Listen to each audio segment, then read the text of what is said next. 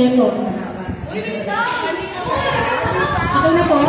Okay na. O, diba? Kasi memorization. Nalaro po yung mga teachers na katuro ng pass the message. Papasa nga yan eh. Ayusin mo. May magsusunod. Hello?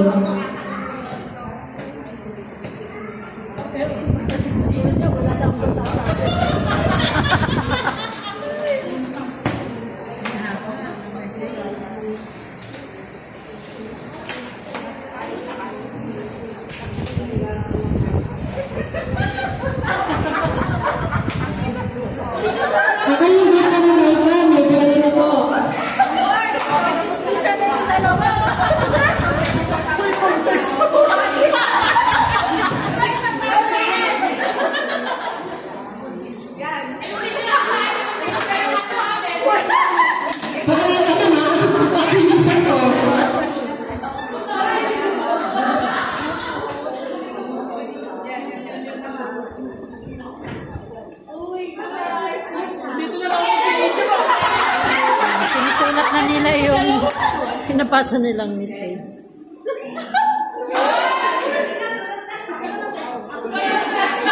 Dito naman po ay nagpapasa pa po ng message.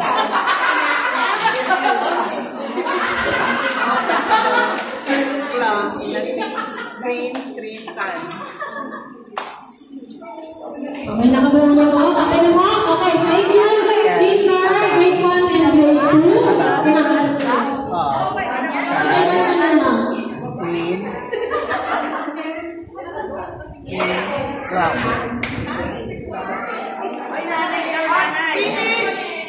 Okay, grade 3 and 4. Isa ka na, grade 2. Okay po?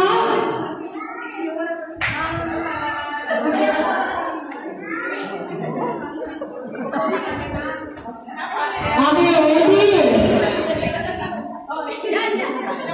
Bumalik po.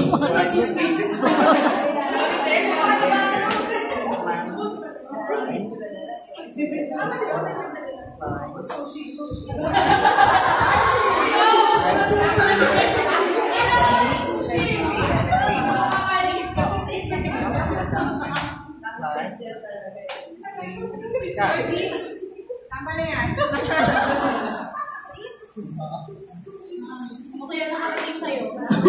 Okay, thank you po, teachers. Ang maiwan na lang po ay yung bumunot sa kayong nagsulat. Tingnan po natin. Si Ma'am Connie, si Ma'am Leia, tama po, si Ma'am Rosario, si Ma'am Jeff, si Ma'am Roxanne, at si Ma'am Jeff.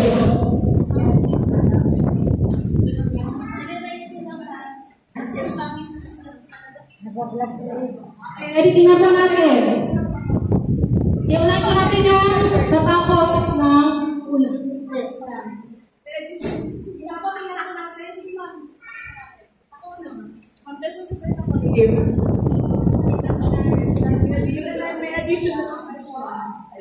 If a dog choose, if a dog choose shoes, whose shoes does he choose? Does he choose? Oh my God! Choose.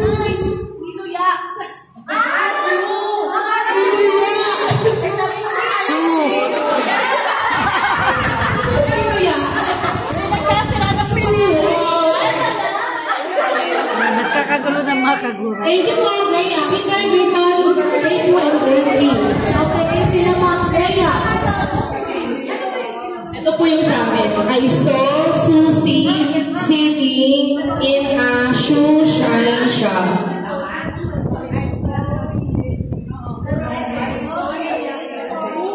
Oh, napakahusay ng grade 4. Grade 5 and grade 6. How can dump from 15 minutes? Okay. How can aklam?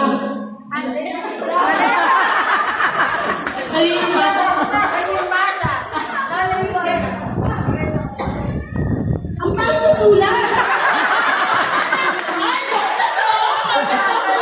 Pasensya na po sa sulat kasi kanina ko lang siya ginawa.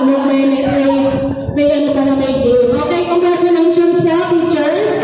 Siguro yung kapay siya tomorrow kasi hindi ako nakapag-ready for this topic. Okay, tomorrow. Ang nakakuha po ng exact words ay ang team ng grade 3 at grade 4. Congratulations! That ends my presentation.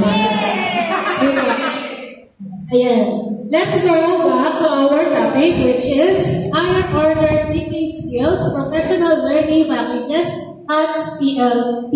Madalas natin naririnig yung HATS, di ba? Pagka tayo ay nagtatanong, syempre, para makita natin yung learning ng bata. Doon sa nakatinan po namin seminar, huwag din daw po natin kakalimutan yung LATS. Ano yung LATS? Latsa, pizza. LATS, lower order thinking skill. Pero focus po natin doon sa HATS. Okay, at the end of the session, you will define the meaning of HATS PLP, have a deeper understanding in using HATS in professional learning and development, and lastly, create a professional development plan. Kaya asahan niyo po, mamaya, you're going to make or craft a development plan. Pero groupings naman po ito, huwag po kayo. Okay, the HATS PLP offers help in, number 1, achieving an improved learner performance and equipping learners with lifelong critical thinking competencies. Sabi nga po, di ba, sa DepEd Matakat, ano po ang binibuild ng DepEd Matakat? Kung dati, 21st century global competencies. Opo, ngayon, iba na. Holistic. Iba, ibig sabihin talaga lahat-lahat na. Next, designing high-quality assessment and promoting high-quality learning outcomes. Sabi na po kanina ni Ma'am Hazel, bakit ba tayo nagkakandak ng mga ganitong training? Sari-saring training. Minsan nga daw po, paulit-ulit na. For the benefit of our students. Bakit may mga research? Bakit may mga reading programs? Bakit may mga numeracy programs? For our learners. Next, kawain. So as a teacher, kailangan alam din po natin magbato sa kanila o magbigay sa kanila ng tanong. Baka po kasi mamaya ang sila mismo ang mag-iisip o sila mismo yung magbubuo ng kanilang learnings regarding the topic.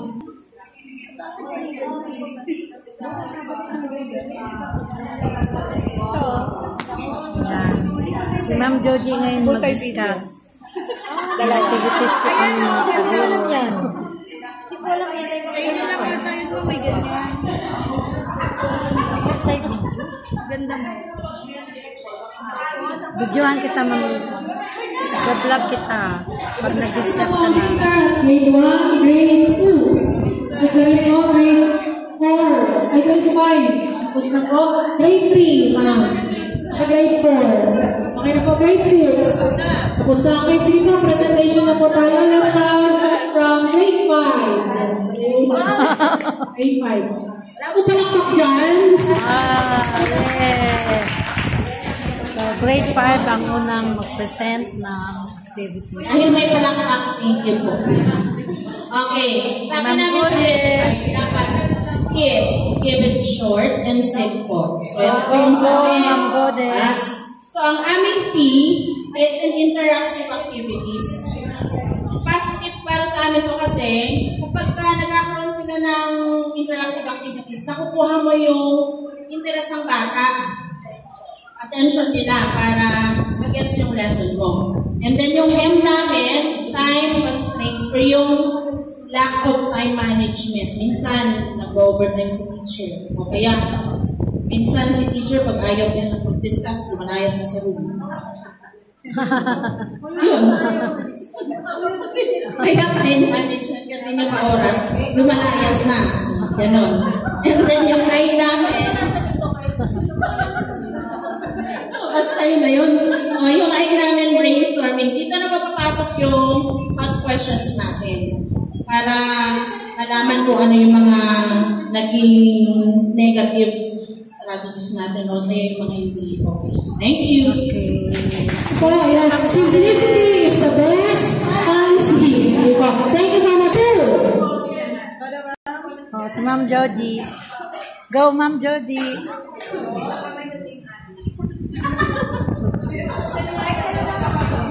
Para po sa grade 2, sa grade 2 po, yung aming positive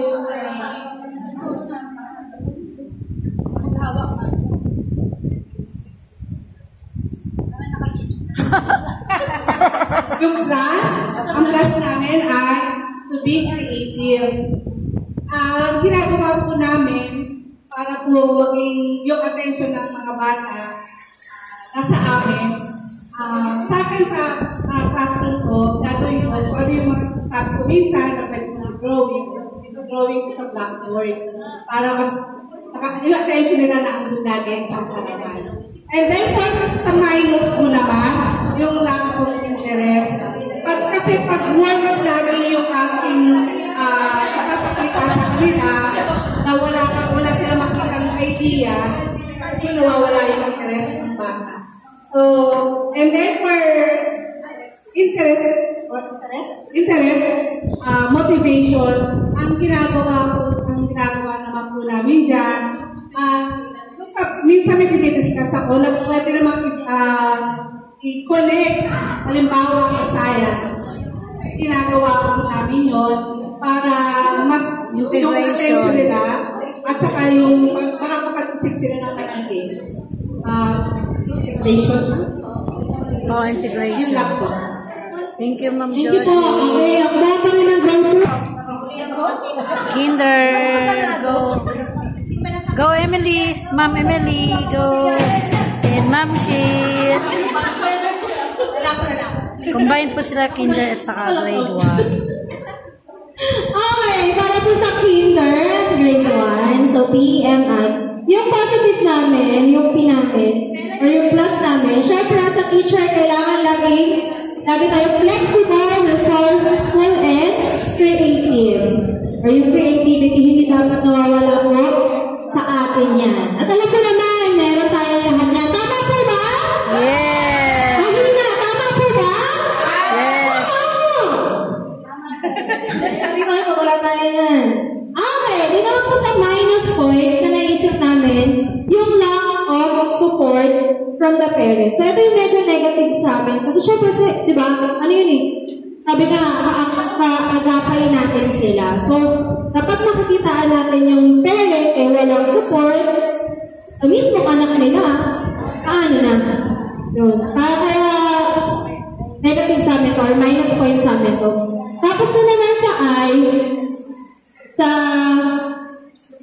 ang ano namin sagot namin, yung motivated learners or yung guidance from parents, support from colleagues and mentors. So, yun, sabi namin motivated learners, hindi naman din, dahil may nakikita tayo mga ibang pupils natin, hirap na silang sumulat, hirap na silang sumunod. Pero nakikita ko yung eagerness nila na i-push, matuto. Ay, ganun kasi. Pero meron namang hindi na mga sunod. Kahit from colleagues and mentors. Siyempre, napakalaking factor nito, di ba? Yung tayo sabi ng support system namin dito. At ang medyo nahihirap, kaya nga meron tayong sa mga CEO natin, yun yung support natin, coach tayo, minimember tayo ng ating mga heads. Even yung mga grade level natin, yung support lang nila, tinutulungan tayo ano yung dapat sa sitwasyon natin. Ay malaking bagay na.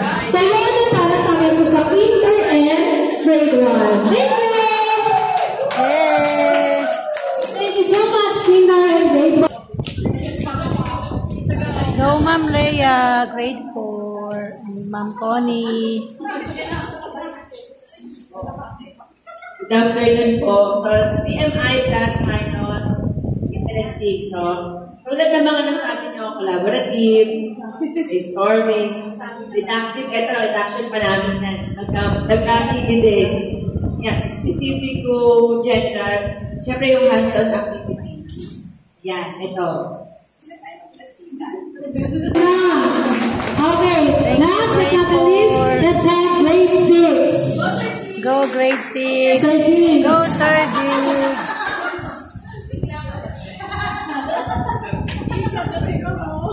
Yung si Ma'am, Sir Gibbs. Sana ba si Sir Gibbs?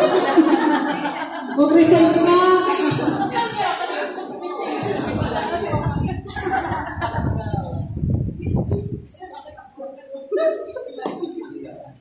Hindi pala si Sir Jigs. Si Ma'am Ergisi pala. Saka si Ma'am Lynn. Okay, for letter P, it is the use of games, songs, chants, and video in teaching. Sa grade 6, subok na po namin to. Ano po, kadalasan po pag-amit ito si Ma'am Ergisa sa math. Paborito niya kumanta. Tapos, pag sinabi ng bata, 6 times 8 is 4! So, nakakakumakan. Pero ano po, best po to for catching the interest of the students. Tapos, yun nga sa math, natututo sila na mag-memorize ng multiplication table na hindi sila masyadong natatakot kasi kinakanta. Tapos pag kita nila alam ang sasabihin nila, sa mga Ergisa. Maraming alam yung kanta sa mathematics. Tapos yung letter M, insufficient time for preparing instructional materials. Marami ako kaming gustong sabihin kaso anong tawag. Yun ang strategies from the expert. Nowadays, hindi na lang po siya yung binabasa. Diba? Usually, dati pag ganito, insert, tapos magbabasa ka, doon ka lang natututo. Ngayon po, may mga teachers na may information sa YouTube, tapos sa Reels, sa TikTok. So, pag nag-browse kayo ng mga social media account, hindi lang po tayo basta nakakaliw. Nakakakuha din po tayo ng mga strategies and techniques from those experts. Tsaka syempre, diba, from the master teachers. So, yung MP natin para tumulong. Yes. Thank you.